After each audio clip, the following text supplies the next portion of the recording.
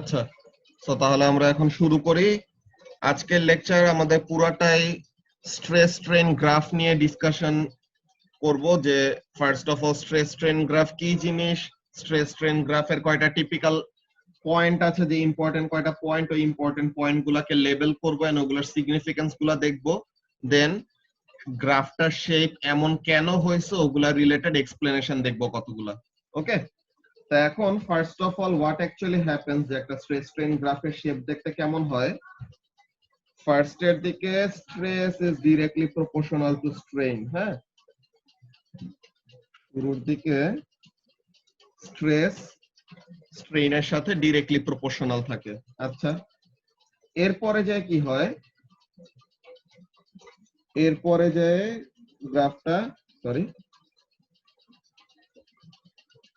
Blue পোর্শনটা পুরাটা straight portion, green পোর্শনের এখানে কি করছে, একটু কার্ভ করে দিছে, এটা অল্প একটু কার্ভ, এটা আমি সিগনিফিকেন্স প্রত্যেকটাই বলবো। হ্যাঁ, এরপরে হোয়াট হ্যাপেন্স,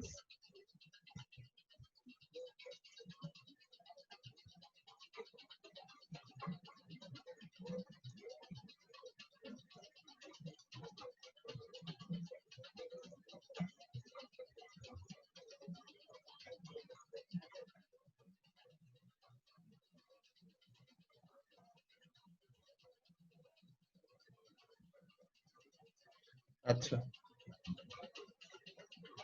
দাঁড়াও,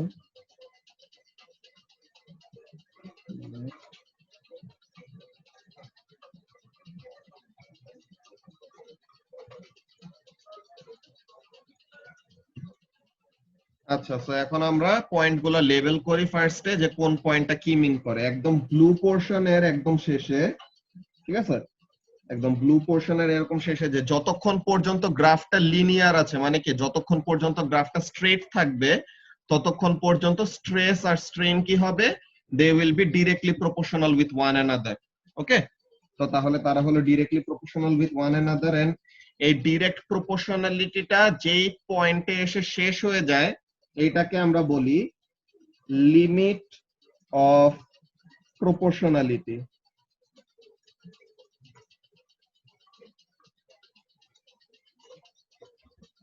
যেই পয়েন্টে এসে গ্রাফটা স্ট্রেট থাকে না ওই পয়েন্টটাকে আমরা কি বলি, লিমিট অফ প্রপোর্শনালিটি। দেন এই গ্রিন পোর্শনটা, অল্প একটু যে গ্রিন পোর্শন আছে এই জায়গাটায় কি, এই জায়গাটা পর্যন্ত, যে গ্রিন পোর্শনের একদম শেষ পর্যন্ত, যে এই পয়েন্টটায়, এই যে এই পয়েন্ট, এই পয়েন্ট, এই পয়েন্ট, এটা আরেকটা সিগনিফিকেন্ট পয়েন্ট। তো এই যে ক্রস দেওয়া আছে যে পয়েন্টগুলোর মধ্যে, এই পয়েন্টগুলো আমাদের এক একটা সিগনিফিকেন্ট স্ট্রেস স্ট্রেন গ্রাফের ইম্পর্টেন্ট পয়েন্ট আর কি। তো এখানের মধ্যে কোন পয়েন্টটা কি মিন করতেছে আর কোন জিনিসটা লিমিট মিন করতেছে ওগুলা নিয়ে আমরা ফার্স্টে ডিসকাস করব। তা এখন এখানের মধ্যে গ্রিন পোর্শনের শেষে এই পয়েন্টটাকে আমরা বলি ইলাস্টিক লিমিট।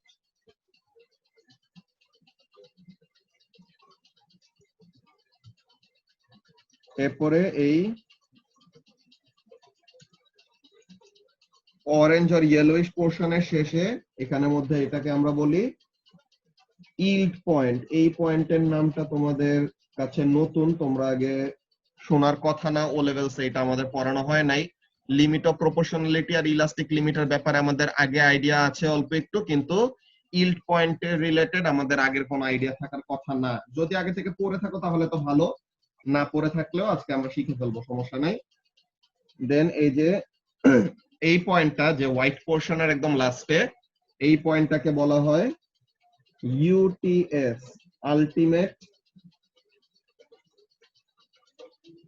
Tensile strength. আর একদম লাস্ট পয়েন্টে, যে রেড পোর্শনের একদম লাস্টে, এটাকে আমরা বলি ফ্র্যাকচার।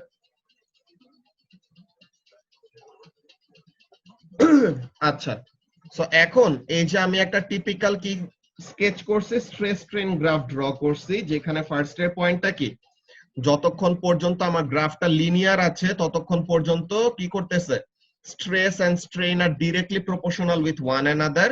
তো তাহলে লিমিট অফ প্রপোর্শনালিটি কতটুকু পর্যন্ত, It is the point up to which stress and strain are directly proportional with one another. তো তাহলে এই জিনিসগুলো আমরা ফার্স্টে লিখে নেই, টার্মিনোলজি গুলো, ডেফিনেশন গুলো কি কি, এগুলা ফার্স্ট আমরা লিখে নেই। কি কি জিনিস? ফার্স্ট এর পয়েন্টটা হলো limit of proportionality.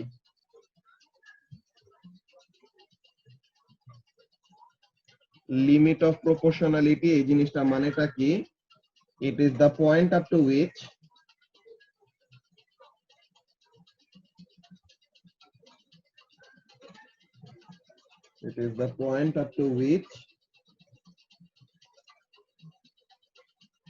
stress is directly proportional to strain.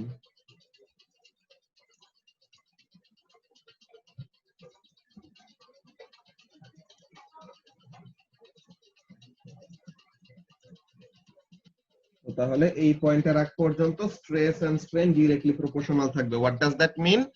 এই পয়েন্ট পর্যন্ত হুকস ল ওবে করবে।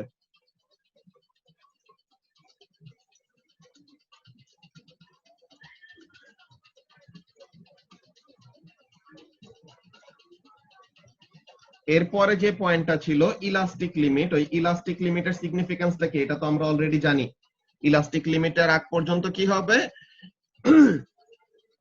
ইলাস্টিক ডিফরমেশন শো করবে। What does that mean? যে আমরা ফোর্স এক্সার্ট করব আর আমরা স্ট্রেস অ্যাপ্লাই করব, ডিফর্ম হবে, যখন নাকি স্ট্রেসটা সরায় নিব সে আবার কি করবে? আগের পজিশনে ফেরত চলে আসবে আর আগের শেপে ফেরত চলে আসবে ওই জিনিসটা। তো তাহলে ইলাস্টিক লিমিট মানে কি?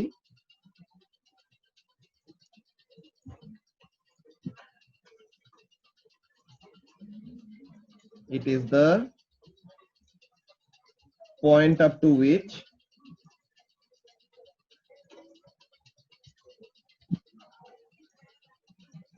the material deforms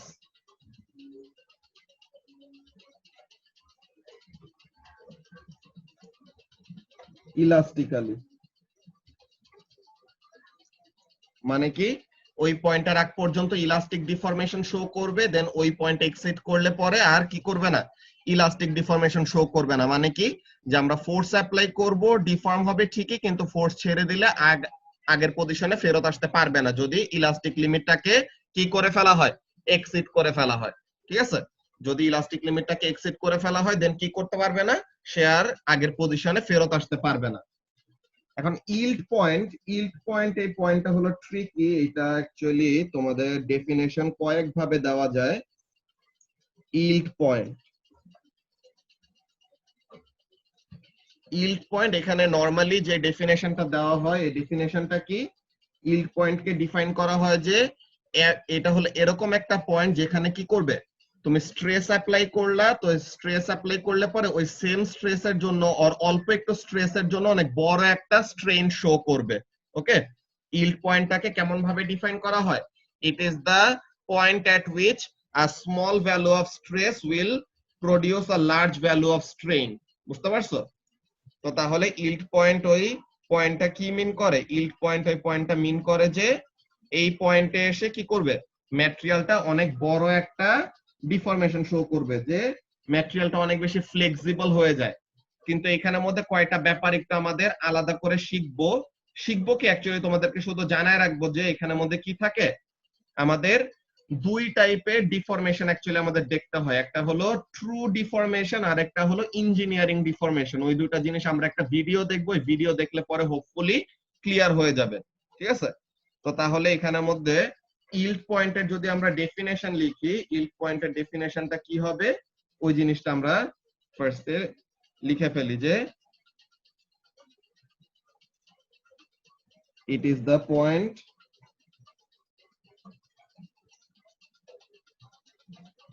where the material deforms or the material shows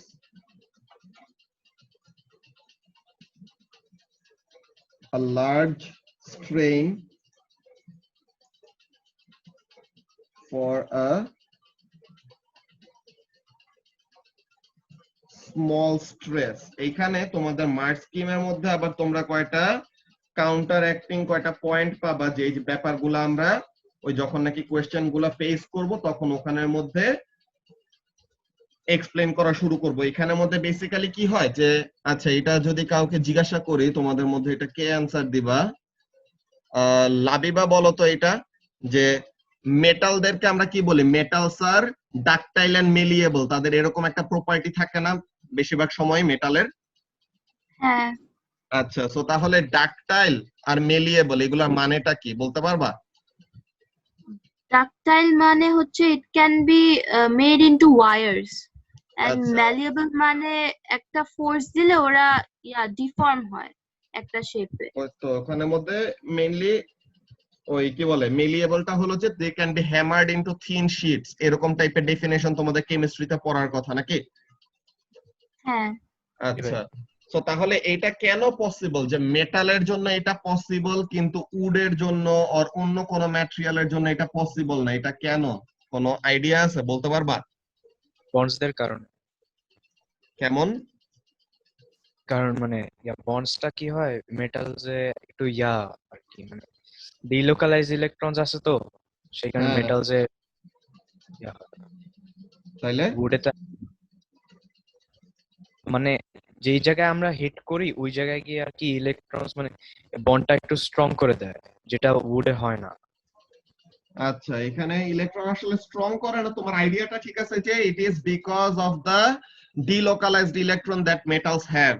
So তাহলে why can metals deform in this manner, যে they can be made out into wires or they can be hammered into thin sheets? এই জিনিসটা কেন possible? Because মেটালকে যখন নাকি তুমি hammering করবা তখন কি হবে, ওই সরাই মলিকিউল গুলি দূরে সরে যাবে না, আর ওই অ্যাটমস গুলি দূরে সরে যাবে। তো এখন কোন ম্যাটেরিয়ালের থেকে অ্যাটম গুলি যদি দূরে সরে যায় তো তখন কি ওই বন্ডটাকে ভেঙে ফেলার একটা টেন্ডেন্সি থাকে, কিন্তু মেটালের মধ্যে ওই ম্যাটেরিয়ালটা ভেঙে যাওয়ার টেন্ডেন্সিটা একটু কম হয়। কেন কম হয়? বিকজ তাদের যে ডিলোকালাইজড ইলেকট্রন থাকে, ওই ডিলোকালাইজড ইলেকট্রনটা কি they basically allow the molecules to flow.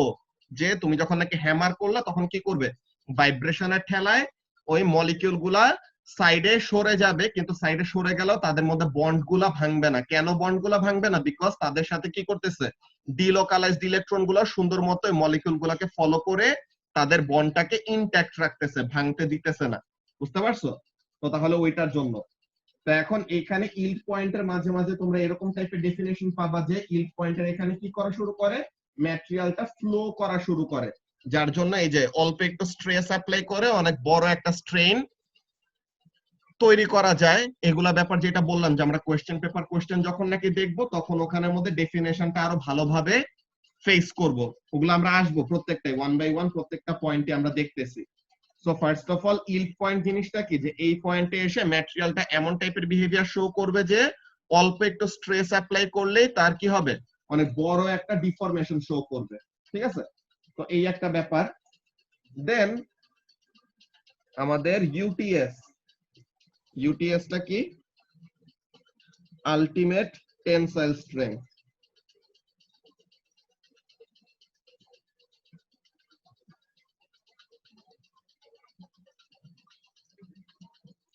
আচ্ছা, তো এখন এখানের মধ্যে আলটিমেট টেনসাইল স্ট্রেংথ এর এখানের মধ্যে ব্যাপারটা কি, যে এইখানের মধ্যে জিনিসটা খেয়াল করো, যদি আমরা ওয়াই অ্যাক্সিস এর ভ্যালুটা দেখি, আলটিমেট টেনসাইল স্ট্রেংথ এর ভ্যালুটা কি দেখো তো, the maximum value of Y axis, তাই না?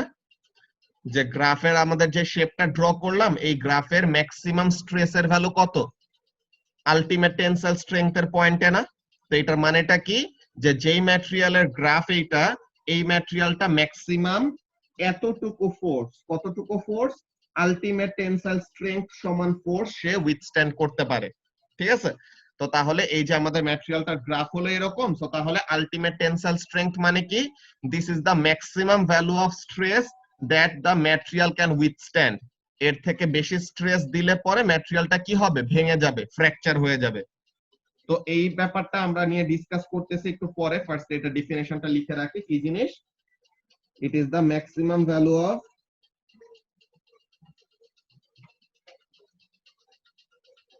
it is the maximum value of stress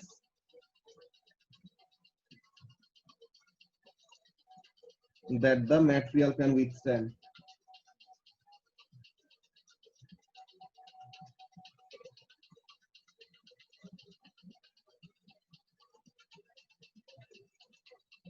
আচ্ছা, এন্ড ফাইনালি যে লাস্ট পয়েন্ট কি, ফ্র্যাকচার পয়েন্ট। ফ্র্যাকচার পয়েন্টটাই কি হয়, ফ্র্যাকচার নাম থেকে বোঝা যাচ্ছে যে এখানের মধ্যে ম্যাটেরিয়ালটা কি হবে, ম্যাটেরিয়ালটা ভেঙে যাবে। ওকে, তো তাহলে ফ্র্যাকচার পয়েন্টটা কি?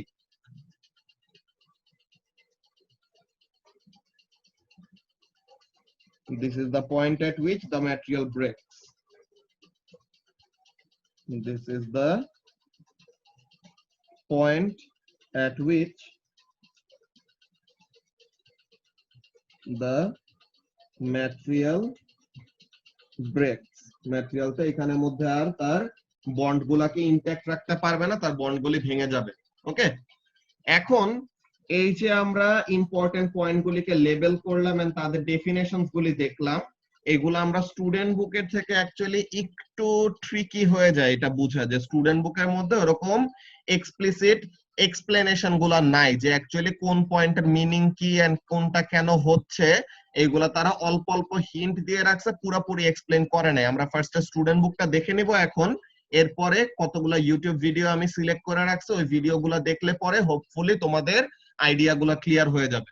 ওকে, একটা জিনিস শুধু এখানের মধ্যে বলে রাখি যে whenever the question will ask you to determine the Young modulus, always use this portion. কোন portion? The linear portion. Use this linear portion to calculate what? To calculate the Young modulus. Because sorry, যখন নাকি limit of প্রপোর্শনালিটিটা exceed করে চলে যাবে তখন ম্যাটেরিয়ালের young মডুলাসটা ওখান থেকে বের করা যায় না, তার ম্যাটেরিয়ালের প্রপার্টিটা চেঞ্জ হয়ে যায়, বিকজ বন্ড গুলার মধ্যে যেই স্পেসিং গুলা ছিল আর তাদের বন্ডিং এর যে ইফেক্টটা ছিল এটা কি হয়ে যায়, চেঞ্জ হয়ে যায় পার্মানেন্টলি ওইটার জন্য। তো এইগুলোর মধ্যে আমরা আসবো একটা একটা করে। Let's go to the student book first. আচ্ছা, তো এখন স্টুডেন্ট বুকের এখানে কি বলতেছে, stress strain graphs. Learning objective কি, স্ট্রেস স্ট্রেন গ্রাফ কে ইন্টারপ্রেট করতে পারতে হবে, then understand and apply the terms limit of proportionality, elastic limit, yield point, breaking stress, elastic deformation, plastic deformation in relation to stress strain graph. তো তাহলে stress strain graph দেখে এই সব জিনিসগুলোকে আমাদের এক্সপ্লেইন করতে পারতে হবে। তো তাহলে এই যে দেখো রেড পোরশন দিয়ে যতটুকু পর্যন্ত আঁকা, ওই রেড পোরশনের এই জায়গাটা কি, এইটুক পর্যন্ত ইলাস্টিক ডিফরমেশন শো করবে, and after elastic limit and before breaking, যে ইলাস্টিক লিমিট এক্সিড করার পর থেকে ম্যাটেরিয়ালটা ভেঙে যাওয়ার আগ পর্যন্ত কেমন টাইপের বিহেভিয়ার শো করবে, প্লাস্টিক ডিফরমেশন। ওকে, কি বললাম, অরিজিন থেকে ইলাস্টিক লিমিটের আগ পর্যন্ত ইলাস্টিক বিহেভিয়ার শো করবে, আর ইলাস্টিক লিমিট থেকে ব্রেকিং পয়েন্টের আগ পর্যন্ত plastic region or plastic deformation show করবে। আচ্ছা, তো এখন ফার্স্টে আমরা এখানের মধ্যে দেখি কি বলতেছে তারা। Stress strain graph analysis. From the definition of the Young modulus, which is what? The ratio of stress and strain. The stress should be proportional to the strain if a material is undergoing elastic deformation. যে যতক্ষণ পর্যন্ত একটা material elastic deformation undergo করবে আর elastic deformation show করবে ততক্ষণ পর্যন্ত ম্যাটেরিয়ালের কি হবে, stress and strain directly proportional থাকবে, which means the graph will be linear. Therefore we should get a straight line graph, the linear graph, if we plot stress against strain. When this is done, we do find a straight line relationship for small stresses, যে অল্প স্ট্রেসের ভ্যালুর জন্য আমরা আসলেই কি পাই, straight or linear একটা region পাই। কিন্তু once the limit of proportionality is passed, limit of proportionality কোন পয়েন্টটা বলছি, limit of proportionality is the point up to which the material obeys Hooke's law, মানে stress and strain directly proportional থাকবে or গ্রাফটা straight থাকবে basically, ততক্ষণ পর্যন্ত কি ইয়াং মডুলাস আমরা গ্রাফ থেকে গ্রেডিয়েন্ট বের করতে পারবো। কিন্তু এই যে কি বলতেছে যে once the limit of proportionality is pass, যে লিমিট অফ প্রপোর্শনালিটি এক্সিড করে ফেলার পর, এই যে এটা কি, this is the limit of proportionality, B is the elastic limit, C is the yield point, D is the ultimate tensile strength, and E is the breaking stress or fracture point. তো এখন এখানের মধ্যে কি বলতেছে, once the limit of proportionality is passed, যে একবার ওটা cross করে ফেলার পর কি হয় বলছিলাম, ইন্টারনাল স্ট্রাকচারটা চেঞ্জ হয়ে যায়। এই যে the internal structure of the material starts to behave differently. কেন? বিকজ ম্যাটেরিয়ালের ওই যে অ্যারেঞ্জমেন্ট গুলি ছিল ওগুলি সিগনিফিক্যান্ট একটা চেঞ্জ চলে আসে তাদের মধ্যে। তো এর জন্য কি বলছে, this means that the graph starts to curve, যে যখন থেকে লিমিট অফ প্রপোর্শনালিটি এক্সিড করে ফেলছে তখন থেকে তার ইন্টারনাল স্ট্রাকচার, ওই ম্যাটেরিয়ালের ইন্টারনাল স্ট্রাকচার বদলায় যায়। তো ম্যাটেরিয়ালের ইন্টারনাল স্ট্রাকচার বদলায় গেলে এতক্ষণ সে যেভাবে বিহেভ করছিল এখন আর সে ওইভাবে বিহেভ করবে না। তো এর জন্য ম্যাটেরিয়ালটা যেমন ভাবে বিহেভ করে ওর জন্য গ্রাফটা কি হয়ে যায়, একটা কার্ভ শো করা শুরু করে। ঠিক আছে, depending on the material under test, যে কোন ম্যাটেরিয়ালকে আমরা টেস্ট করতেছি ওইটার উপর ডিপেন্ড করে, যে আমাদের ওইটা কপার হইতে পারে, কোন একটা ব্রিটাল ম্যাটেরিয়াল যে সিরামিক হইতে পারে, ওটা ডিপেন্ড করে যে কেমন টাইপের ম্যাটেরিয়াল দিয়ে আমরা কাজ করতেছি। কি বলতেছে, depending on the material under test the graph will go through various phases as the molecular structure of each material determines its response to increasing stress, যে প্রত্যেকটা ম্যাটেরিয়ালের জন্য বিহেভিয়ারটা আলাদা হবে বিকজ তাদের নিজেদের মধ্যে বন্ডিং গুলা, যে মলিকুলার স্ট্রাকচার গুলা হলো ডিফারেন্ট। তো তাহলে তাদের কে কোন ফেজ কত ফোর্সে এনকাউন্টার করবে, আর এমন হইতে পারে যে একটা ম্যাটেরিয়াল এরকমও হয় মাঝে মাঝে তোমরা এমন টাইপের গ্রাফ পাবা, এই স্ট্রেট, এই গেল শেষ, এইখানে ম্যাটেরিয়ালটা ভেঙে গেছে, যেখানে ইলাস্টিক লিমিট ওখানেই ব্রেকিং পয়েন্ট, যে সে ফার্স্টে লিনিয়ারলি কি করতেছে, ডিফর্ম হচ্ছে, দেন একবার যখন নাকি তুমি তার ইলাস্টিক লিমিট এক্সিড করলে সাথে সাথে ম্যাটেরিয়ালটা স্ন্যাপ করলো, ভেঙে গেল। তো তাহলে এমন টাইপের ম্যাটেরিয়ালও পাইতে পারো, ডিপেন্ড করে যে তার মলিকুলার স্ট্রাকচারটা কেমন। তো কি বলতেছে, eventually the stress will become too great, যে সবকিছুরই তো একটা লিমিট আছে, একটা জিনিস তো যত মন চায় ততই তো স্ট্রেস নিতে পারে না, সবকিছুর একটা লিমিট আছে না।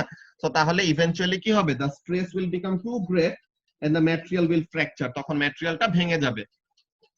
এট this point the line on the graph must end, যে তখন আমাদের আর গ্রাফটা কি করব না, কন্টিনিউ করব না, যে ওই পয়েন্টে ম্যাটেরিয়ালটা কি হয়েছে, ভেঙে গেছে, বিকজ এরপর আর ফার্দার ওই ম্যাটেরিয়াল রিলেটেড ডেটা আমাদের কালেক্ট করার মতো ওয়ে নাই, as no further data can be obtained about the material.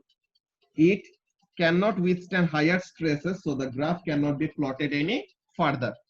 এতটুকু পর্যন্ত যা আমরা বললাম আজকে স্ট্রেস স্ট্রেন গ্রাফ রিলেটেড, এটা নিয়ে কি কারো কোনো কনফিউশন আছে?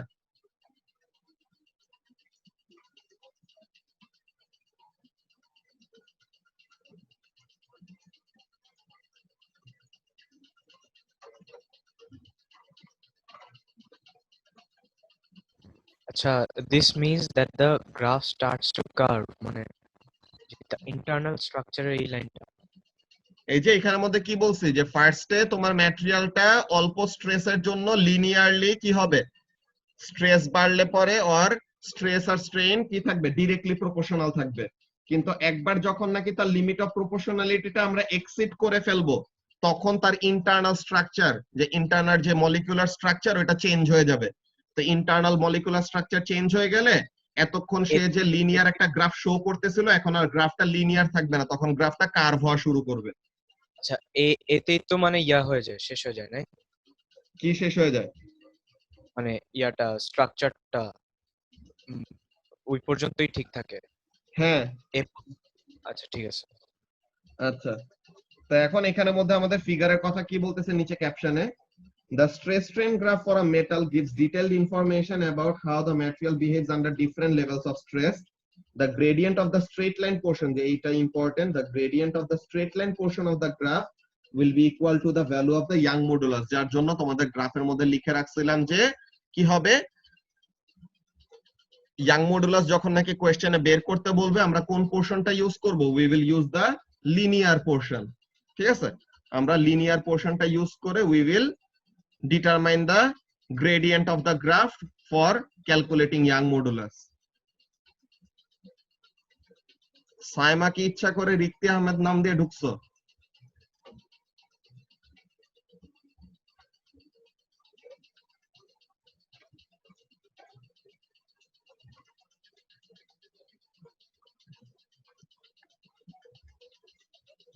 আচ্ছা ঠিক আছে, দুইটা রিক্তে আহমেদ কেন, এটা তো এমনিতে অন্য কোনো রিজন ছাড়া এইটাই মনে হবে।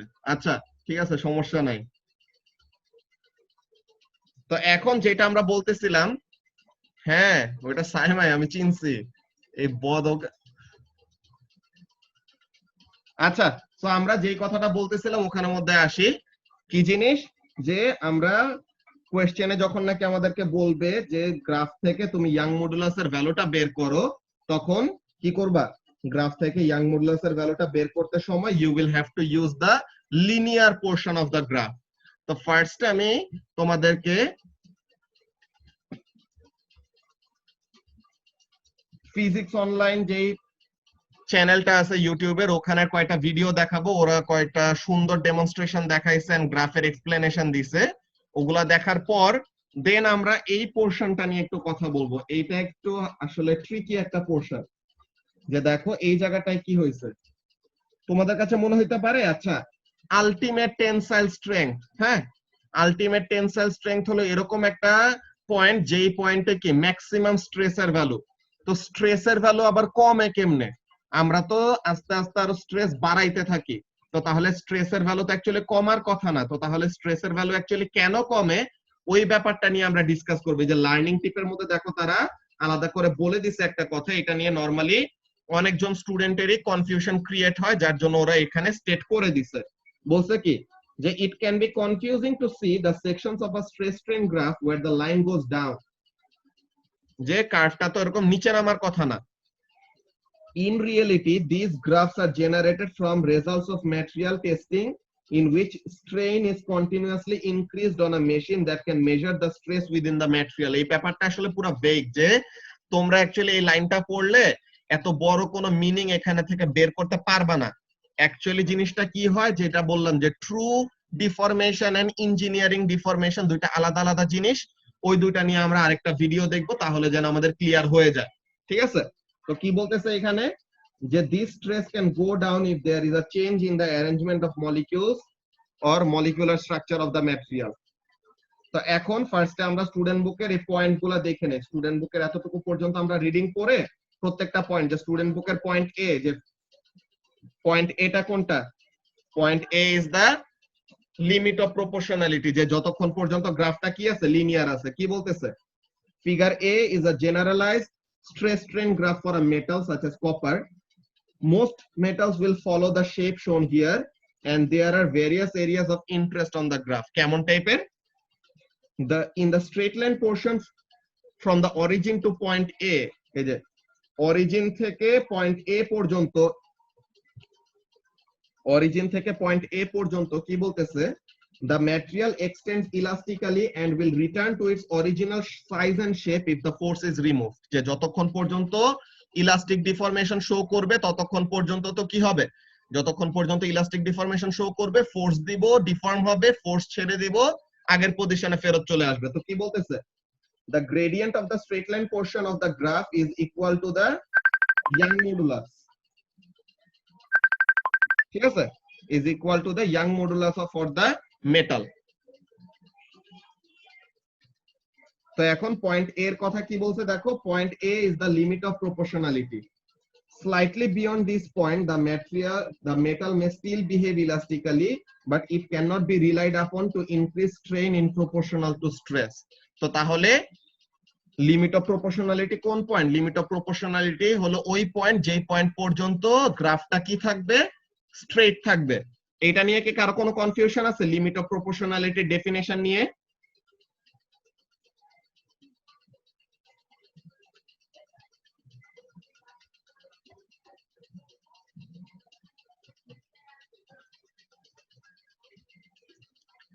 আচ্ছা, সো তাহলে লিমিট অফ প্রপোর্শনালিটির ডেফিনেশন নিয়ে যদি কারো কোনো সমস্যা না থাকে, দ্যাটস ভেরি গুড। এরপরে পয়েন্ট বি এর কথা বলতেছে ইলাস্টিক লিমিট, এটাও কনফিউশন থাকার কথা না। কি বলতেছে point B? Point B is the elastic limit. Beyond this point the material is permanently deformed and will not return to its original size and shape even when the stress is completely released. So তাহলে যেটা আমরা জানি already, যে elastic limit exceed করলে পরে কি হবে, permanent deformation দেখানো শুরু করবে, which means যে ওই লিমিটটা এক্সিড করার পর তুমি ফোর্স পুরাপুরি সরায় ফেললে পরেও কি করতে থাকবে, তার স্ট্রেন আগের পজিশনে ফেরত আসবে না, যে জিরো হবে না, it will have a permanent deformation. এখন এই যে তোমাদের স্টুডেন্ট বুকে দেখো ইল্ড পয়েন্ট নিয়ে কি লেখা, point C is the yield point. কি বলতেছে, beyond which the material undergoes what? Material undergoes a sudden increase in extension. হঠাৎ করে এক্সটেনশন বেড়ে যায়। কেন? কারণ অ্যাটমিক স্ট্রাকচার, যে অ্যাটমিক মলিকুলার যে স্ট্রাকচারটা থাকে, তারা রিঅর্গানাইজ করা শুরু করে, যে তারা ম্যাটেরিয়ালের তো কতগুলা বন্ড ভেঙে গেছে, তো এখন তারা কি করা শুরু করবে, তারা রিমেইনিং যেসব বন্ড গুলা আছে, রিমেইনিং বন্ড গুলাকে এমন ভাবে রিঅ্যারেঞ্জ করবে তাহলে যেন কি করতে পারে, তাহলে যেন তারা স্ট্রেস যেগুলো অ্যাপ্লাই করা হচ্ছে তাদের উপর, ওগুলাকে যেন উইথস্ট্যান্ড করতে পারে, যে অ্যাটম গুলা স্লিপ করা শুরু করে, যেটা এস আজকে জিজ্ঞাসা করলাম। তো কি হয়েছে, a sudden increase in extension as its atomic substructure is significantly reorganized, যে অল্প একটু ফোর্স অ্যাপ্লাই করলাম এন্ড অনেক বড় একটা সাডেন একটা এক্সটেনশন দেখাবে। কেন? বিকজ তার অ্যাটমিক সাবস্ট্রাকচার কি করা হইতেছে, রিঅর্গানাইজ করা হইতেছে। এখানে মধ্যে বলতেছে the metal gives just beyond its কি বলে ইল্ড পয়েন্ট, মানে কি ম্যাটেরিয়ালটা ছেড়ে দেয়, যে তুমি তার উপরে ফোর্স অ্যাপ্লাই করার পর তখন মেটালটা কি বলে ম্যাটেরিয়ালটা এখানের মধ্যে কি করা শুরু করবে, ফ্লো করা শুরু করবে, যে তার মলিকিউল গুলি এখানের মধ্যে থেকে ইজিলি মুভ করা শুরু করে। তো এর জন্য আমি যে ডেফিনেশনটা লিখে রাখছি, কি করা শুরু করে এখানের মধ্যে, the material shows a large strain, যে একটা লার্জ ডিফরমেশন শো করবে for a small stress, যে অল্প একটু ফোর্স অ্যাপ্লাই করব কিন্তু অনেক বড় একটা ডিফরমেশন শো করবে, এইটাকে আমরা কি বলি, ইল্ড পয়েন্ট। তো এখন এখানে কি বলতেছে, as the metals atoms slip past each other to new positions where the stress is reduced, যে তারা এমন একটা পজিশনে চলে যায়, যে যেটা বললাম না, যে মেলিয়েবল ম্যাটেরিয়াল, লাবিবা যেটা বললো যে হাতুড়ি দিয়ে পিটায় যে আমরা থিন কতগুলো শীটে কনভার্ট করব, তো তাহলে হাতুড়ি দিয়ে যখন নাকি একটা বাড়ি দিলাম তখন কি হবে, হাতুড়ির বাড়িটা যেখানে পড়ছে ওখানে তো স্ট্রেস বেশি, তো তাহলে মলিকিউল গুলা কি করা শুরু করবে, তারা যেখানে স্ট্রেস বেশি ওখানে থেকে সরে যায়, যেখানে স্ট্রেন কম, কি বলে যেখানে ফোর্সটা কম ফিল করতে হবে, তারা ওই পজিশনে নিজেদেরকে রিঅর্গানাইজ করার ট্রাই করে। আচ্ছা, পয়েন্ট ডি এর কথা কি বলতেছে দেখো, point D represents the highest possible stress within this material, it is called the ultimate tensile strength or UTS. ঠিক আছে, এটা আমরা অলরেডি বলছি যে একটা ম্যাটেরিয়াল ম্যাক্সিমাম যত স্ট্রেস উইথস্ট্যান্ড করতে পারে ওটাকে আমরা বলবো ultimate tensile stress. And finally point E, it is the fracture stress or breaking stress, মানে এই ফোর্স যে এত স্ট্রেসের ভ্যালুতে কি করবে, ম্যাটেরিয়ালটা ভেঙে যাবে, যে কি হইছে, it is the value that the stress will be in the material when the sample breaks, যে ম্যাটেরিয়ালটা ভেঙে যাইতে সময় আর যত স্ট্রেসের সময় ম্যাটেরিয়ালটা ভেঙে যায় ওটাকে আমরা কি বলি, fracture stress or breaking stress. এখন ব্যাপারটা খেয়াল করো, যে তোমাদের কাছে মনে হইতে পারে যে ব্যাপারটা তো হালকা একটু উইয়ার্ড, যে পয়েন্ট এ আর পয়েন্ট বি দুইটাকে আলাদা পয়েন্ট হিসেবে এখানে শো করা হয়েছে। ইন রিয়েলিটি যখন নাকি অ্যাকচুয়ালি এখানের মধ্যে আমরা ইনভেস্টিগেশন করব, লিমিট অফ প্রপোর্শনালিটি আর ইলাস্টিক লিমিট, এই দুইটাকে অ্যাকচুয়ালি আলাদা করা টাফ, বুঝতে পারছো, যে নরমালি তারা একই পয়েন্টে এক্সিস্ট করে, যে যত ফোর্সে লিমিট অফ প্রপোর্শনালিটি তত ফোর্সে আমাদের ইলাস্টিক লিমিটে এক্সিস্ট করে ম্যাক্সিমাম সময়, কিন্তু দুইটা পয়েন্টের কি আছে, সিগনিফিকেন্স হলো আলাদা, যে মাঝে মাঝে তাদের মধ্যে অল্প একটু গ্যাপ থাকতে পারে। এন্ড দুইটা পয়েন্টের সিগনিফিকেন্স কি লাবিবা, লিমিট অফ প্রপোর্শনালিটির আগ পর্যন্ত গ্রাফটা কি থাকবে,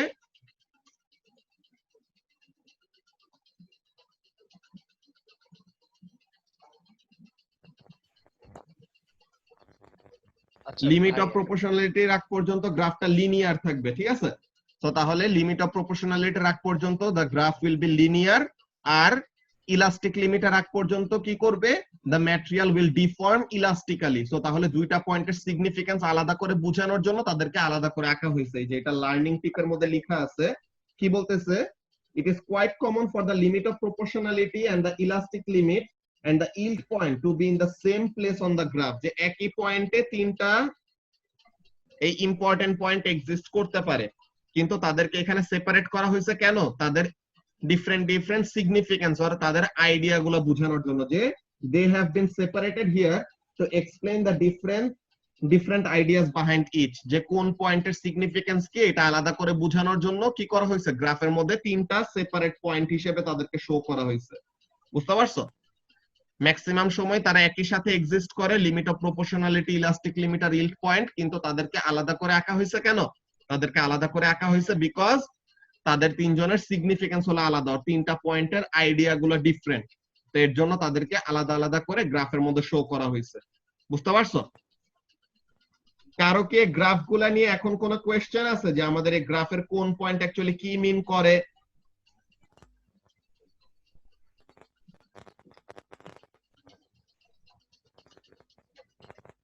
ফোর্স এক লাগে না, স্ট্রেস এক লাগে, যে সেম পয়েন্ট মানে কি স্যার? যে সেম স্ট্রেসের ভ্যালুতেই তোমার লিমিট অফ প্রপোর্শনালিটি, সেম স্ট্রেসের ভ্যালুতেই তোমার ইলাস্টিক লিমিট, সেম স্ট্রেসের ভ্যালুতেই ইল্ড পয়েন্ট, এইটা। আচ্ছা আচ্ছা। কারো কি গ্রাফটা নিয়ে এখন কোনো কোয়েশ্চেন আছে যে কোন পয়েন্টের ডেফিনেশন কি এন্ড কোন পয়েন্টে কি মিন করতেছে?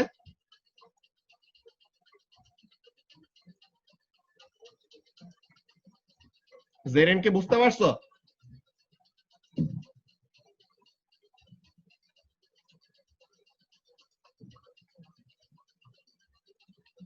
জি ভাইয়া বুঝছি। ওকে, আচ্ছা, আমাদের এই মিটিং এর আর 1 মিনিটের মতো বাকি আছে। আমরা নেক্সট মিটিং এ ওই ভিডিওগুলো ফার্স্টে দেখবো, এরপরে ওগুলা রিলেটেড এক্সপ্লেনেশন গুলি বলবো, ঠিক আছে? তো তাহলে নেক্সট সেশনটায় জয়েন করো।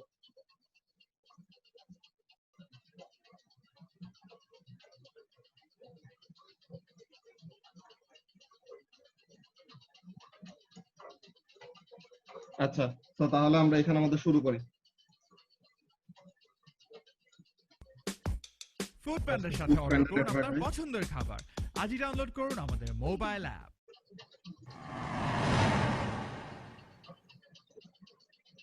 You should be familiar now with the force extension graph for a spring, provided it's not gone beyond its limit of proportionality, which is often the elastic limit.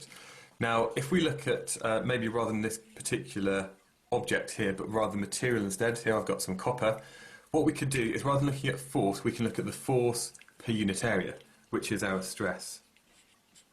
And rather than looking at the extension, we can look at the extension relative to its original length.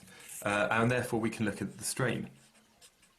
What we have now is a stress-strain graph, and if we have copper perhaps, we might have this elastic or proportional region where if you stretch it a little bit and then you let it go, it goes back to the original length. Now we get to a point where suddenly it no longer behaves elastically, it then behaves plastically. And what we get is something a bit like this, up to a certain point at which it breaks. So on this graph, what we have are a couple of key features. First of all, we have the region where something behaves elastically. Now, things which are elastic, you stretch them and then they go back to the original shape when the force isn't applied anymore. But we get to a point here which we're going to call the elastic limit. After that elastic limit, if you take the force away, an object won't return to the original size. Now, for example, here we have a spring here. When it's behaving elastically, it just goes back. If I extend it too much, what we find is that it doesn't go back to its original shape afterwards. And we now have something which is behaving at times plastically. We also have a point right at the end up here where we reach the ultimate strength of that material. And this one here is the UTS, which stands for the ultimate tensile strength. Now this is really a simplified version. There are lots of other things here like the yield point, perhaps the limit of proportionality that I haven't included. But the important thing is that the UTS is basically how strong that material is before it fractures. এখানে একদম basic যে সব কথাবার্তাগুলো বলছে ওগুলা এখানে আমরা আরো ইন ডিটেইলে তারা কি বলতেছে ওই জিনিস নিয়ে একটা ভিডিও দেখবো। এটা 5 বছর আগের ভিডিও ছিল, 3 বছর আগের আরেকটা ভিডিও আছে ডিটেইল এক্সপ্লেনেশনে, ওইটা ফার্স্টে দেখি।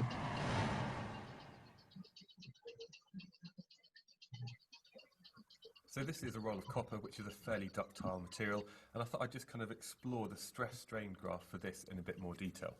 Now, stress is measured in pascals or newtons per square meter, but when we kind of have metals, they tend to have quite a high stress, so we often talk about things which are in terms of maybe gigapascals. Strain, on the other hand, is just a ratio of a length to the length that has no units. So what I have here then is a piece of copper, and I'd just like to investigate some of the kind of the properties of this material. Now, there are really kind of 4 key points on the graph I'd like you to think about. There's a point here, there's a point about here, a point up here, and also this one at the very end. So the first point that we get to is what we call the limit of proportionality.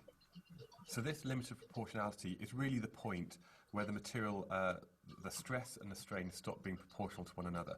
Before this, we can basically say that the ratio of stress to strain, which are these 2 symbols here, is equal to the Young modulus, which is E, or the engineering modulus. And this is exactly where this one here increases proportionally with this one over here. But there's a point here where we then start to go into some elastic behaviour. And this point up here is what we call the elastic limit. So that means the material can basically move up to its elastic limit. It doesn't behave proportionally up here, but if you take that load away, it then returns to its original length. So this one here is the elastic limit. Just beyond that, what we get to is the yield point. And the yield point is when you have such a stress that you then get a very, very large strain forming. It's a bit like a piece of blue tack. When you pull it, you get to a point where it suddenly gets longer and longer and not much force is needed.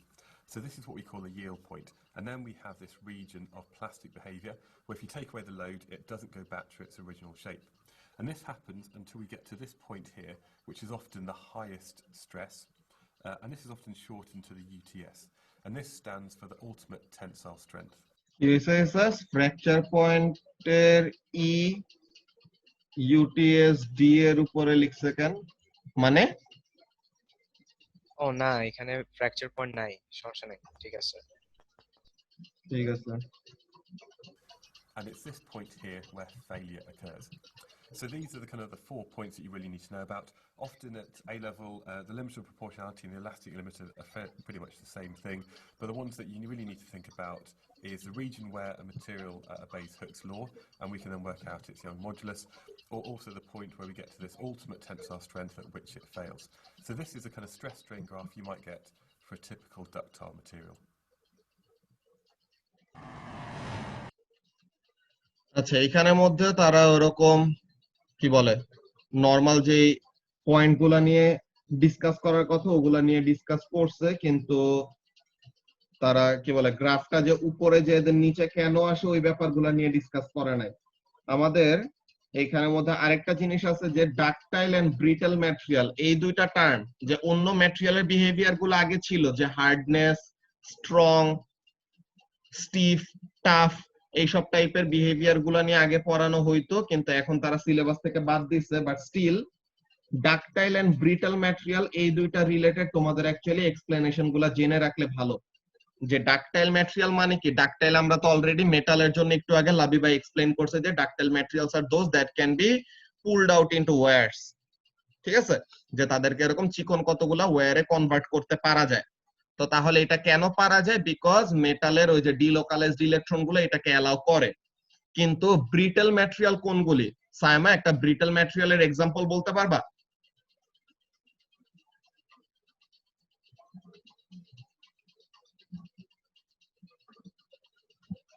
Brick very good brick glass ceramic এমন টাইপের material গুলা কি দে আর brittle material যে তারা কি করবে না তারা অ্যাকচুয়ালি প্লাস্টিক ডিফরমেশন শো করে না তোমাদেরকে যেটা বললাম যে আগে পড়ানো হয়তো কিন্তু এখন হয় না তোমাদেরকে আমি একটা আলাদা ক্লাসে জাস্ট এখন সিলেবাসে নাই বাট স্টিল কোশ্চেন পেপারে কতগুলা কোশ্চেনে তোমরা স্টিল এনকাউন্টার করবা এর জন্য আমি ওইরকম কয়টা স্পেসিফিক টাইপ অফ বিহেভিয়ার তোমাদেরকে শিখায় রাখবো যে টাফ ম্যাটেরিয়াল কাদেরকে বলে ব্রিটল ম্যাটেরিয়াল কাদেরকে বলে ডাকটাইল ম্যাটেরিয়াল কাদেরকে বলে এইসব বিহেভিয়ার গুলো তোমাদেরকে শিখায় রাখবো আর গ্রাফগুলো দেখায় রাখবো তাহলে যেন তোমাদের কাছে কোনো কিছু আননোন না থাকে ওকে তো এখন সে দেখো চকলেট নিয়ে কতগুলো एग्जांपल দিছে ক্রাঞ্চি মার্স আর ওয়াম নিয়ে এই ভিডিওটা দেখো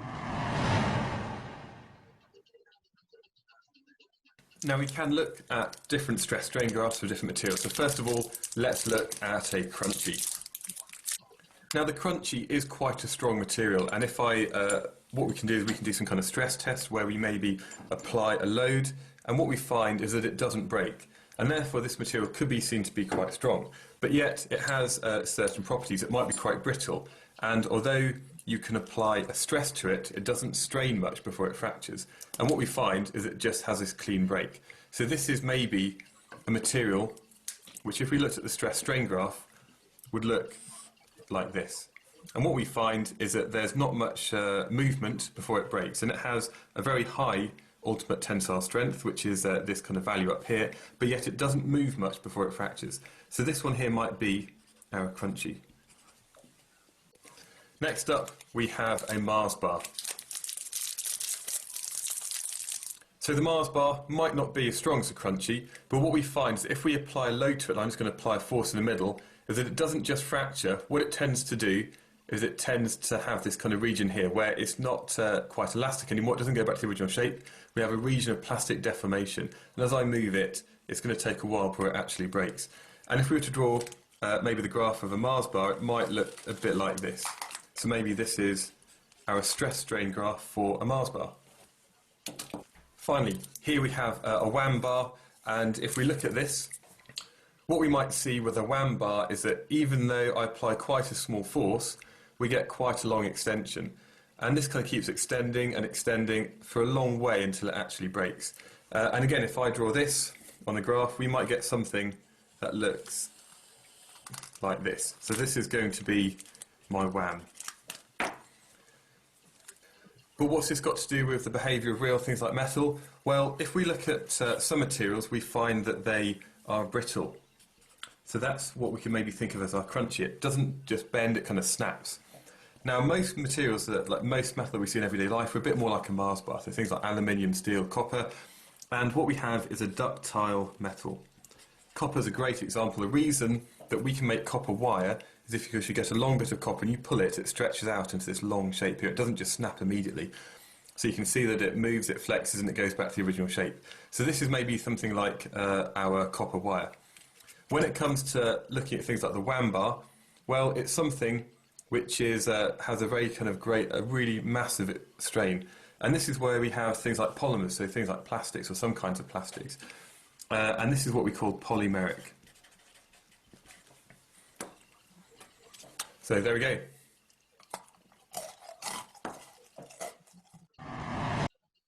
আচ্ছা, সো এখন এখানের মধ্যে তোমরা যে কয়টা গ্রাফের শেপ দেখছো, যেটা আমি বললাম যে তোমাদেরকে আলাদা কয়টা ম্যাটেরিয়ালের আমি বিহেভিয়ার নিয়ে বলবো, তো ওগুলা নিয়ে আমরা ফার্স্ট আজকে এক্সপ্লেইন করে ফেলি।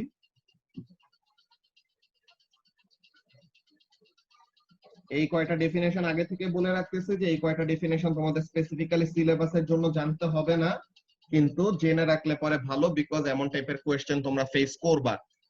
এন্ড থার্সডেতে আমরা এই টপিকটা রিলেটেড একটা ফুল ওভারভিউ দিব, তো ওই ওভারভিউর সময় আমি আরো কয়টা ব্যাপার বলবো, কোয়েশ্চেন পেপারের 2-3টা কোয়েশ্চেন আমি দেখাবো যে কয়টা ম্যাটেরিয়ালের স্পেসিফিক প্রপার্টি তোমাদের আগে থেকে জানলে অ্যানসার করা খুব ইজি হয়। আচ্ছা, so first of all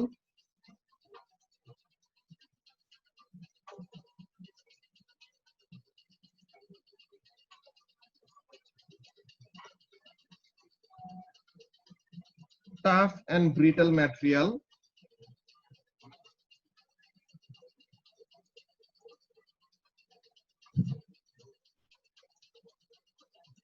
tough ম্যাটেরিয়ালের গ্রাফ দেখতে কেমন থাকে?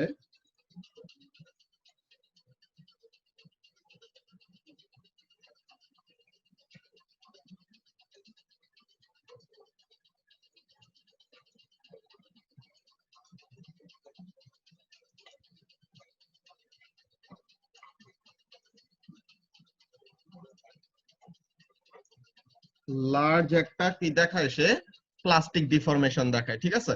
যে একটা টাফ ম্যাটেরিয়ালের প্রপার্টি কি, একটা টাফ ম্যাটেরিয়ালের দুই টাইপের তুমি ডেফিনেশন পাবা। একটা হলো সে কি করতে পারে, অনেক বড় একটা ইমপ্যাক্ট ফোর্স, যে হঠাৎ করে কোন একটা ফোর্স আসছে, লাইক সাপোজ ক্রিকেট ম্যাচ দেখো না তোমরা, যে ব্যাটসম্যানরা কি পরে, তার একটা হেলমেট পরে থাকে, যে ফাস্ট বোলাররা যখন এরকম বাউন্সার দিবে, বাউন্সার যদি তারা ব্যাটে বলে মিলাইতে নাও পারে, তাদের মাথায় যদি লাগে, যে হেলমেটে লাগে, তাহলে পরেও যেন তাদের মাথা ফেটে না যায়। যে হেলমেটটা কি করে তাদের ওরকম বাঁচায়। দেন যেরকম কনস্ট্রাকশন ওয়ার্কাররা তারা কি করে, হেলমেট পরে থাকে না, যে উপর থেকে যদি কোনো ইট পড়ে আর কোনো জিনিস উপর থেকে পড়ে যায় তাদের মাথায় এসে ল্যান্ড করলে পরেও তারা যেন কি হয়, মারা না যায় আর কি বেসিক্যালি। তো তাহলে তাদের যে হেলমেট গুলা বানানো থাকে ওই হেলমেট গুলা কেমন টাইপের ম্যাটেরিয়াল দিয়ে বানানো থাকে? The helmets are made out of tough material. Tough material যেন তারা কি করতে পারে, তারা যেন হঠাৎ কোন একটা ইম্প্যাক্ট, একটা ফোর্স আসলে পরে ওইটাকে যেন উইথস্ট্যান্ড করতে পারে এন্ড এত ইজিলি যেন না ভাঙে। তারা যেন কি শো করে, একটা লার্জ একটা প্লাস্টিক ডিফরমেশন শো করে, যে ফোর্স অ্যাপ্লাই করলে ওটা কি হয়ে যাবে, টেমা হয়ে যাবে, কিন্তু স্টিল ওটা কি হবে না, ভাঙবে না। তো তাহলে টাফ ম্যাটেরিয়াল কি করে, লার্জ একটা প্লাস্টিক ডিফরমেশন শো করে। ওকে, আর ব্রিটেল ম্যাটেরিয়াল কেমন, একটু আগে যে ক্রাঞ্চির যে গ্রাফটা দেখছো না, একদম ক্রাঞ্চির গ্রাফটার মতো। ব্রিটেল ম্যাটেরিয়াল কি করে, ব্রিটেল ম্যাটেরিয়ালের গ্রাফ দেখতে হয় এরকম, একদম little or no plastic deformation.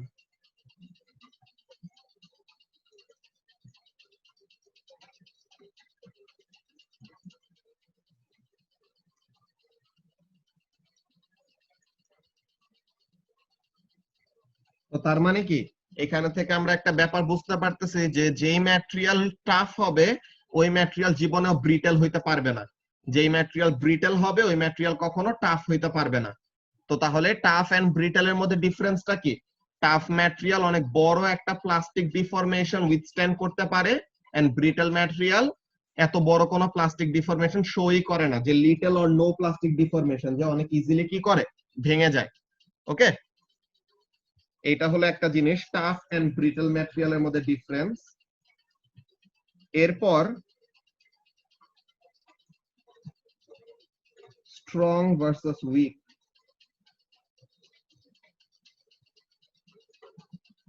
এখানের মধ্যে কাজটা কি?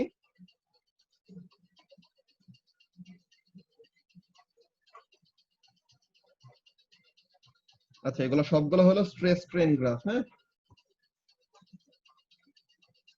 এগুলো সবগুলো হলো স্ট্রেস স্ট্রেন গ্রাফ। সরি, উপরে স্ট্রেন লিখছি ভুলে।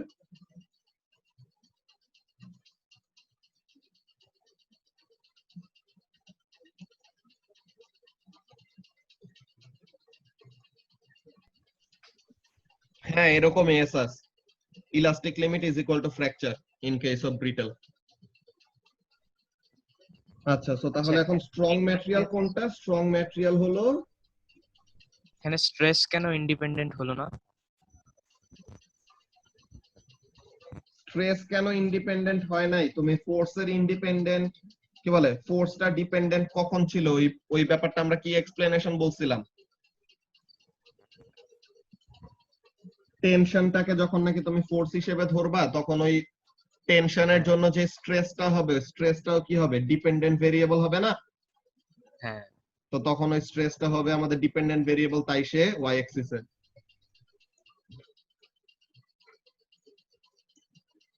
এখানের মধ্যে দুইটা ম্যাটেরিয়ালের মধ্যে ডিফারেন্স আমরা কি দেখতেছি দেখো।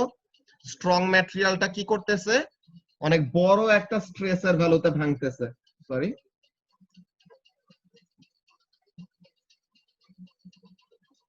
হাই ইউটিএস,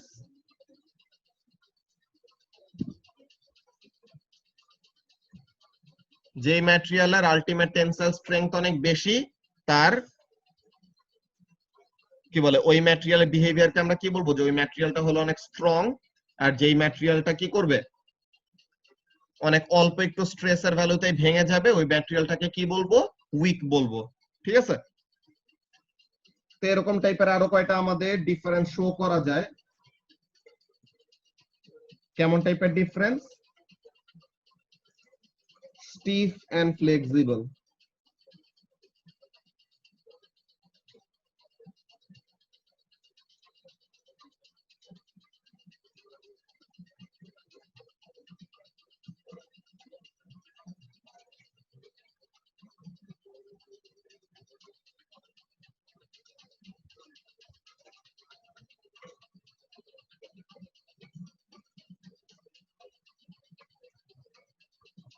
স্টিফ ম্যাটেরিয়াল মানে কি, যেটা ইজিলি ডিফর্ম হইতে চায় না, তাই না? স্টিফ ম্যাটেরিয়াল কোনটা, যে নাকি ইজিলি ডিফর্ম হইতে চাবে না, মানে অনেক বড় একটা স্ট্রেসের ভ্যালুতেও স্ট্রেইনের ভ্যালু কি হবে, অনেক কম হবে। তো তাহলে স্টিফ ম্যাটেরিয়ালের জন্য গ্রাফটা হবে অনেক বেশি স্টিফ, আর একটা ফ্লেক্সিবল ম্যাটেরিয়াল কি হবে, অনেক ইজিলি ডিফর্ম করবে। তো তাহলে তার জন্য গ্রাফটা হবে অনেক শ্যালো, গ্রেডিয়েন্টটা অনেক শ্যালো হবে আর কি, ঠিক আছে? তো তাহলে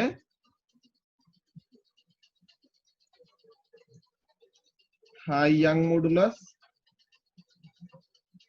লো ইয়াং মডুলাস। এন্ড এই কোয়েশ্চেনটা আমি কাকে জিজ্ঞাসা করব, ধরো শুভাশিস। শুভাশিস বলো আমাকে একটা জিনিস, যে একটা হার্ড ম্যাটেরিয়ালের জন্য গ্রাফ দেখতে কেমন হবে আমাকে বলতে পারো? হ্যাঁ ভাই, একটা হার্ড ম্যাটেরিয়ালের জন্য গ্রাফ দেখতে কেমন হবে? ভাই এটা অনেকটা ব্রিটেলের গ্রাফটা যেমন হবে এরকম হবে না? ব্রিটেলের গ্রাফটা যেমন হবে এরকম, আচ্ছা। হ্যাঁ ভাই, আর মানে কারো বেশি কোনো দূর এক্সটেন্ড আইডিয়া করবে না। আছে? রিক্তি, হার্ড ম্যাটেরিয়ালের গ্রাফ দেখতে কেমন হইতে পারে, কোনো আইডিয়া আছে?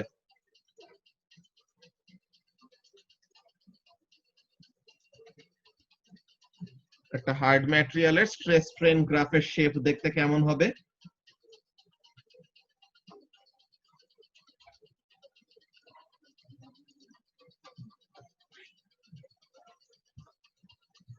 লাবিবা?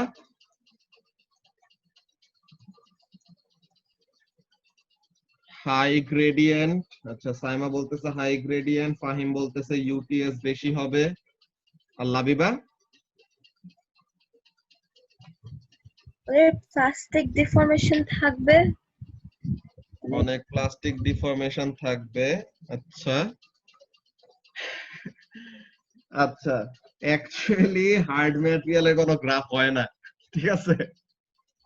হার্ড ম্যাটেরিয়ালের কোনো গ্রাফ হয় না, যে এটা নিয়ে আমরা কোনো গ্রাফ নরমালি আঁকি না, বিকজ হার্ডনেস এর ডেফিনেশনটাই উইয়ার্ড। হার্ডনেস এর ডেফিনেশন জানো Saima?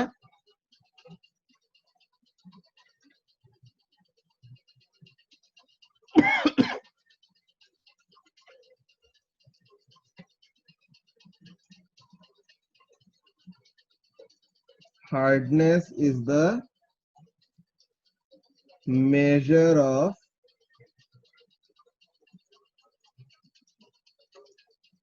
resistance to scratching or denting. Resistance ও বলা যায় or ability, যে ইদার তুমি স্ক্র্যাচিং বা ডেন্টিং হইতে দিবা না, অর তুমি অন্য আরেকটা ম্যাটেরিয়ালকে ইজিলি স্ক্র্যাচ করতে পারবা বা ডেন্ট করতে পারবা, তো তাহলে তোমার হার্ডনেস হবে বেশি, এমন টাইপের। তোমরা কি এই ইউটিউবারের কোনো ভিডিও দেখো, জেরি রিগ এভরিথিং? হ্যাঁ ভাই দেখি মাঝে মাঝে। ফোনের রিভিউ দেয় যে? জি ভাই, ফোন টোন অনেক কিছু দেখায়, স্ক্র্যাচিং করে দেখায় OnePlus 8 তো Pro ওইতে সে যে স্ক্র্যাচিং করে যে দেখায় ওইটাকে সে কি নাম দেয়? ওইটাকে সে হার্ডনেস টেস্ট নাম দেয় না? যে এখানের মধ্যে সে কি করবে, আমাদের মোহ নামের একজন মিনারোলজিস্ট ছিল, সে একটা হার্ডনেস স্কেল ডিভাইস করছে, যে এটাকে বলা হয় মোহ হার্ডনেস স্কেল, যে 1 থেকে 10 পর্যন্ত সে কয়টা ম্যাটেরিয়াল এরকম লিস্ট করছে।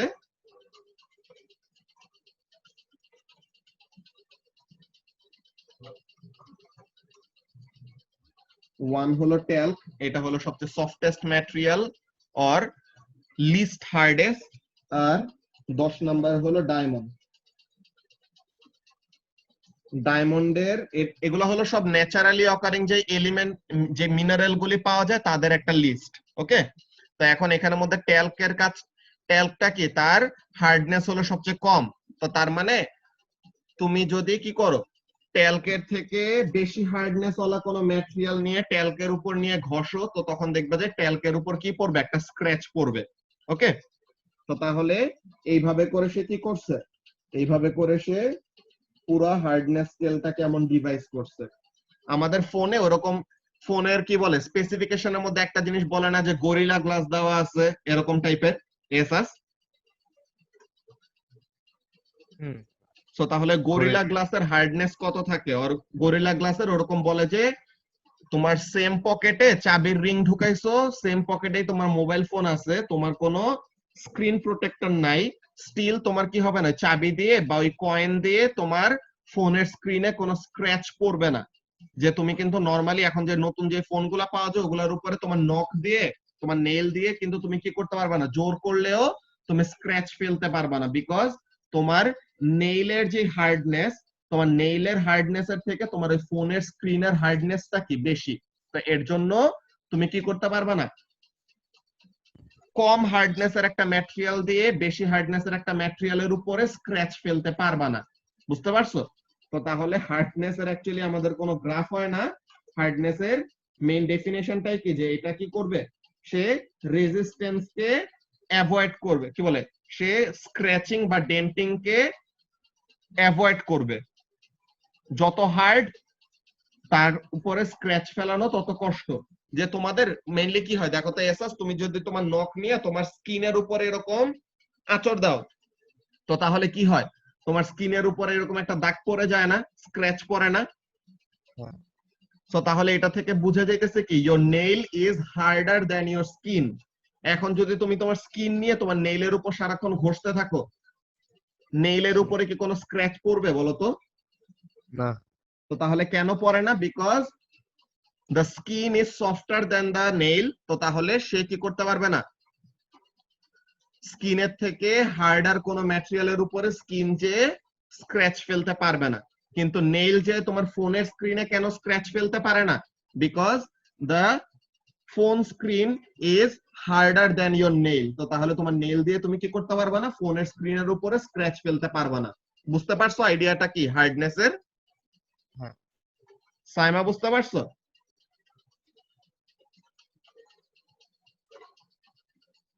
ওকে, তো তাহলে আমরা এখন কয়টা ইউটিউব ভিডিও দেখবো। ফার্স্টে যেটা বলছিলাম যে true deformation and engineering deformation দুইটা আলাদা জিনিস, ওই দুইটা নিয়ে আমরা ফার্স্ট একটা ভিডিও দেখবো। ওকে,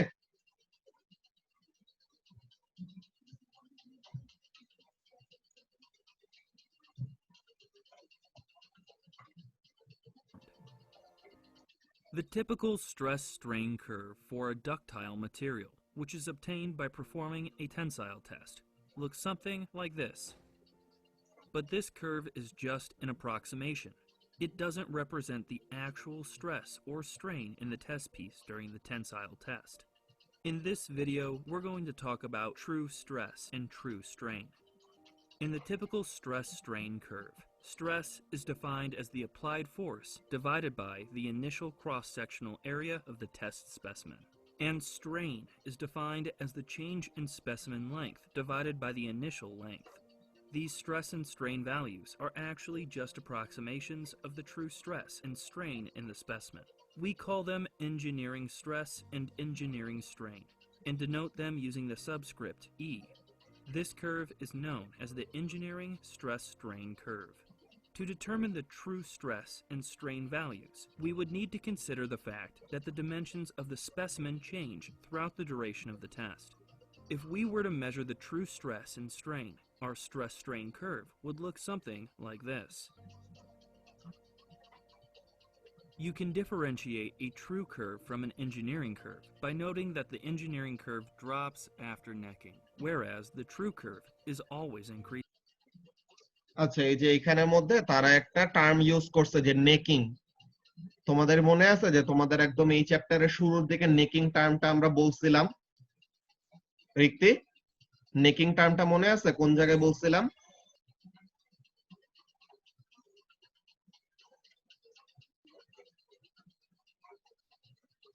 আমরা এই নেকিং টার্মটা এই জায়গাটার মধ্যে বলছিলাম, দেখো বন্ড ভাঙা নিয়ে যেসব ডিসকাশন করতেছিলাম ওই সময় এই যে এখানের মধ্যে যে বন্ডগুলো যে ভেঙে গেছিল, তো বন্ডগুলি ভেঙে গেলে তখন কি হয়েছে, ওই মলিকিউল গুলো দূরে সরে গেছে, তো এই জায়গাটা কি হয়ে যায়, চিকন হয়ে যায়। তো এই যে এই জায়গাটা চিকন হয়ে যায়, তো এর জন্য এখানের মধ্যে কি তোমার ক্রস সেকশনাল এরিয়াটা চেঞ্জ হয় না। অন্য জায়গায় cross sectional area of the material যেরকম আছে, যেখানে বন্ডটা ভাঙছে বা যেখানে নেকিংটা হয়েছে, ওখানে ক্রস সেকশনাল এরিয়াটা কি চেঞ্জ হয়ে গেছে না। তো তাহলে এই যে ক্রস সেকশনাল এরিয়াটা চেঞ্জ হয়ে গেল, তো তাহলে এই জায়গাটার জন্য কি হবে, এই জায়গাটার জন্য আমাদের অ্যাকচুয়ালি স্ট্রেসের ভ্যালুটা ডিফারেন্ট হবে। কিন্তু আমরা এই যে ডাইমেনশনের মধ্যে যে চেঞ্জ গুলো আসতেছে, এই চেঞ্জ গুলো নিয়ে আমরা ডিসকাস করি না। এর জন্য আমরা যেটা অ্যাকচুয়ালি পড়ি, এটা কি ইঞ্জিনিয়ারিং স্ট্রেস এন্ড স্ট্রেন নিয়ে কথা বলি, আমরা ট্রু স্ট্রেস এন্ড স্ট্রেন নিয়ে কথা বলি না। ওই যে আমাদের ইয়ের মধ্যে কি বলে, স্টুডেন্ট বুকের মধ্যে লার্নিং টিপের মধ্যে লিখে দিছে না, যে গ্রাফটা নিচে কেন নামে, ব্যাপারটা বুঝা একটু কনফিউজিং। তো নিচে নামে কেন, বিকজ এই যে আমাদের নেকিং পোর্শনটা হচ্ছে, নেকিং পোর্শনটাকে আর এই decrease in cross sectional area, এই পোর্শনটাকে আমরা কি করি না, কনসিডারেশনে নেই না। তো তাহলে কনসিডারেশনে না নিলে পরে তখন আমরা কি নিয়ে ডিল করতেছি, engineering stress and engineering strain.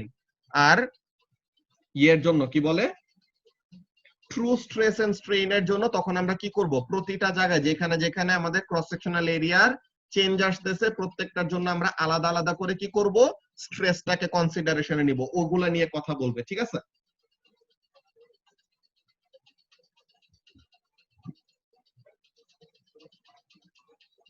Increasing. Remember that necking is the rapid reduction in the cross-sectional area of the test piece, which begins when the engineering curve reaches its maximum value, which is the ultimate tensile strength of the material.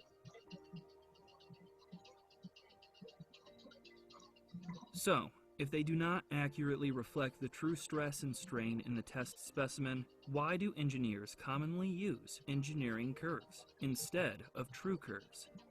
Well, there are two main reasons. Firstly, it's quite difficult to measure the instantaneous cross-sectional area during a tensile test. And so, most of the time we just don't have the true stress-strain curves.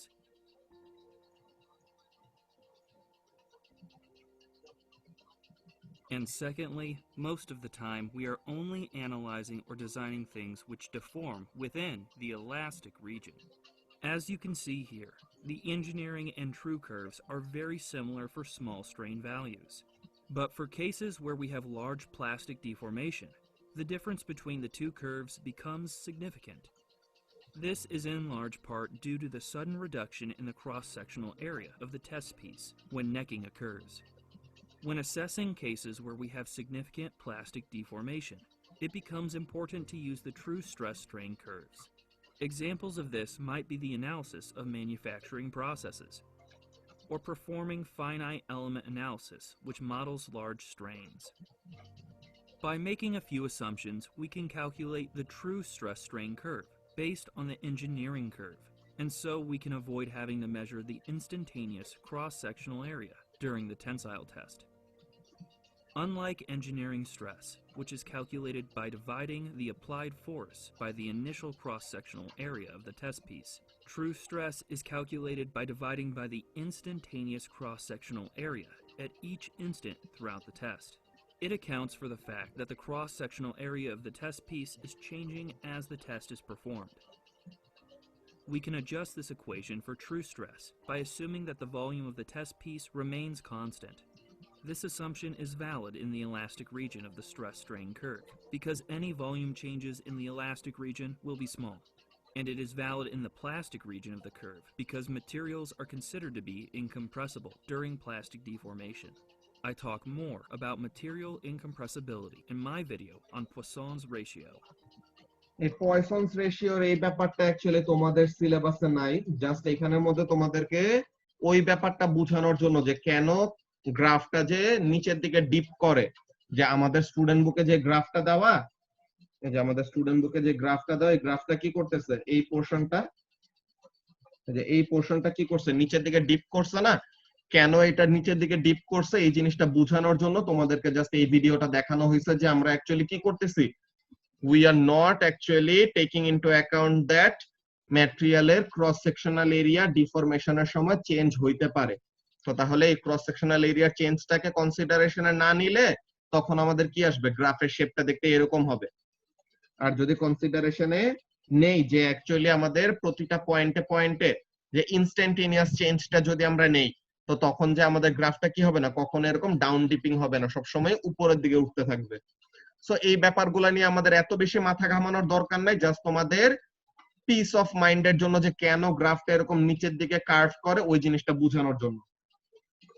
এইখানের মধ্যে একটা ব্যাপার হয় যে জিনিসটাকে বলা হয় strain hardening or work hardening.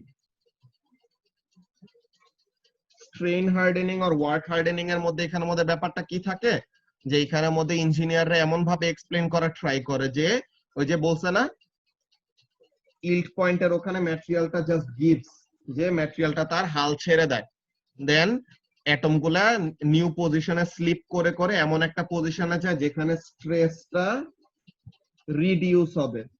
So ওইটার জন্য তখন তারা কি বলে যে ইল্ড পয়েন্টের এখানে ম্যাটেরিয়ালটা এমন পজিশনে চলে যায় যেখানে কি হবে, স্ট্রেসটা কমে যাবে। তো এই জায়গাটাকে তারা ওরকম ভাবে কি বলে, তারা বলে যে এখানের মধ্যে ডিফরমেশনের জন্য ম্যাটেরিয়ালটা আরো বেশি স্টেবল হয়েছে। ঠিক আছে, যে আমরা ফোর্স অ্যাপ্লাই করে তাকে ডিফর্ম করতেছি, দেন এটা কি হয়েছে, আরো বেশি স্টেবল হয়েছে। তো এর জন্য এটাকে তারা কি নাম দিছে, স্ট্রেইন হার্ডেনিং। এইসব ব্যাপারগুলা তোমাদের যত বড় হবা ওইসব জিনিসগুলা নিয়ে শিখবা, যেটা বললাম অলরেডি। তো এখন আজকে আমাদের মেইনলি শিখার ব্যাপারগুলা কি কি ছিল, আজকে আমাদের মেইনলি শিখার জিনিসগুলা ছিল দ্যাট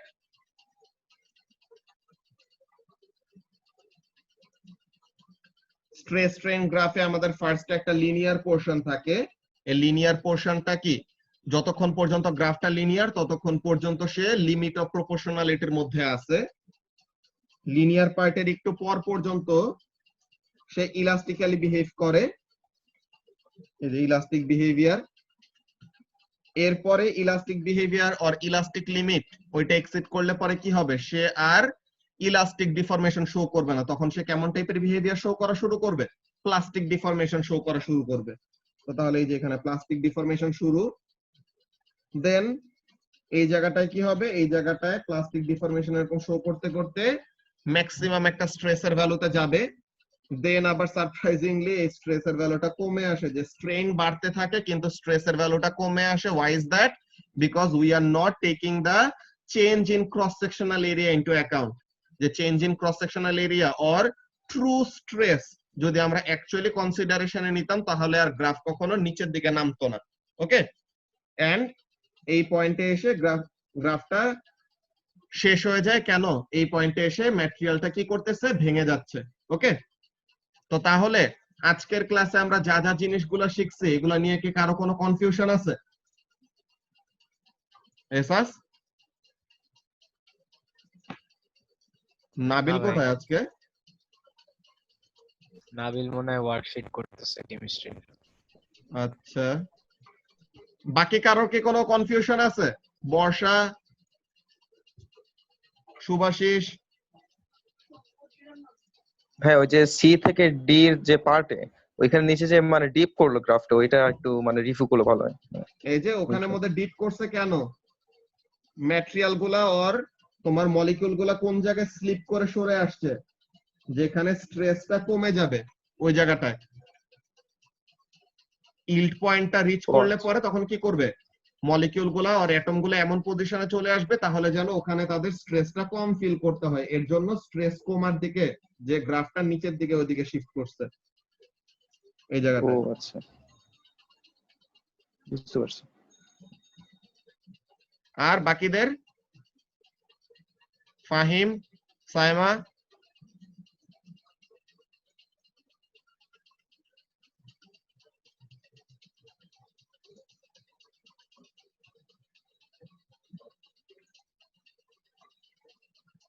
ওকে, সো তাহলে বুঝতে পারলে দ্যাটস ভেরি গুড। তো তাহলে আজকে আমরা ক্লাসটা এই জায়গাটার মধ্যে শেষ করব, দেন তোমাদের এই ক্লাসের এই হোমওয়ার্কটা থাকবে কি বলে চেক পয়েন্ট কোশ্চেন। আগের চেক পয়েন্ট কোশ্চেন গুলো সহ যে হুকস ল এর এই স্ট্রেস স্ট্রেইনের এই সবগুলা check point question and exam practice Thursday এর জন্য homework. Okay, check point question and exam practice তোমাদের থার্সডে এর জন্য হোমওয়ার্ক থাকবে, এগুলা নিয়ে আমরা ডিসকাস করব থার্সডে এর ক্লাসে। Then we will wrap up unit 1। Okay, তো তাহলে আমরা ক্লাসটা এখন এখানে শেষ করি। আল্লাহ হাফেজ। আল্লাহ হাফেজ।